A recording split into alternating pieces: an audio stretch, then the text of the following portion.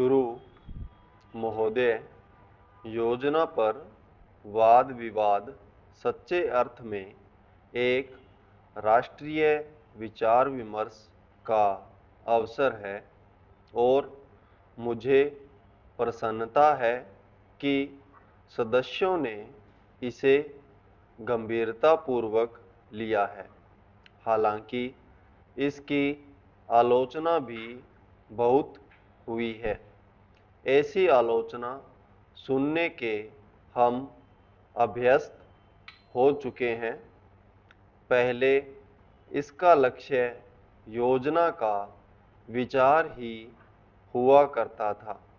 सौभाग्य से वह बात अब नहीं रह गई है और हम विकास की ऐसी सीढ़ी पर पहुंच चुके हैं जब मुझे आशा है कि सभी दल योजना के विचार का अनुमोदन करते हैं। कुछ ने योजना के कुछ अंशों का अनुमोदन किया है और अपनी आलोचना अपने कार्यक्रम को लागू करने के तरीके के लिए सुरक्षित रखी है।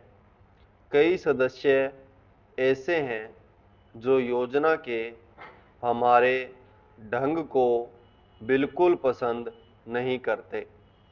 अब यह स्पष्ट है कि हम में से प्रत्येक व्यक्ति के रूप में नहीं बल्कि दल के प्रतिनिधि के रूप में कुछ विचारों के पक्ष में और कार्य संचालन के किन्हीं विशेष तरीकों को पसंद करता है। हमने पर्याप्त विचार विमर्श और सोचने समझने के बाद यह निश्चय किया है कि हमें किस प्रकार का योजना आयोग बनाना चाहिए और आयोग को किस ढंग से काम करना चाहिए। योजना आयोग में निर्दलीय, स्वतंत्र विचारों वाले और गैर राजनीतिक विशेषज्ञ होते हैं, लेकिन वे पूरी तरह से योजना के लिए जिम्मेदार नहीं होते।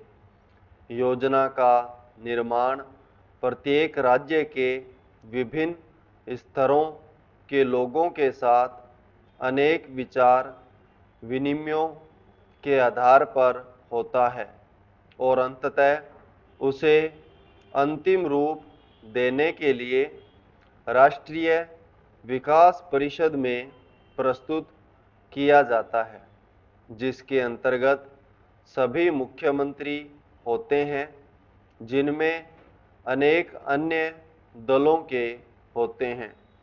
वे मिल बैठकर अपने विचार व्यक्त करते हैं। यह ठीक है कि इन बैठकों में मतभेद भी होता है, जो सामान्यतः योजना के तरीकों को लेकर नहीं बल्कि अधिकांशतः इस पर होता है कि किस राज्य को कितना पैसा मिलना चाहिए।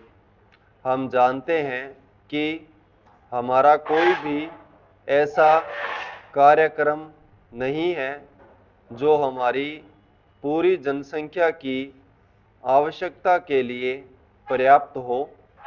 सभी समय उपलब्ध साधनों और जनता की आवश्यकता के बीच सामंजस्य के लिए प्रयास करना होता है। यह सोचना होता है कि क्या किया जाना चाहिए अथवा एक दूसरे क्षेत्र के लिए क्या किया जाना चाहिए। कुल मिलाकर यह योजना अगले 4 वर्षों के लिए प्रगति का घोषणा पत्र है। हमें कुछ अनुमान हैं।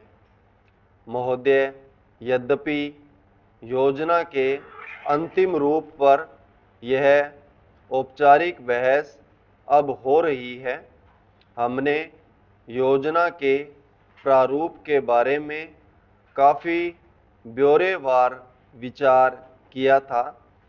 एक माननीय सदस्य ने कहा है कि योजना से ऐसा नहीं लगता कि कामों को निपटाने में तत्परता जरूरी है। मैं समझती हूँ कि योजना के प्रारूप और उसके अंतिम रूप में यही अंतर है।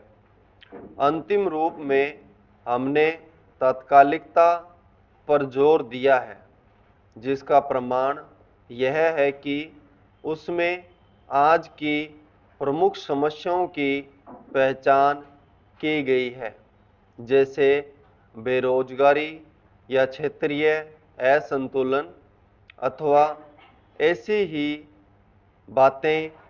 इनमें से कुछ समस्याओं के समाधान में कोई विलंब नहीं होना चाहिए और उन्हें तत्काल दृढ़ निश्चय के साथ हल किया जाना चाहिए।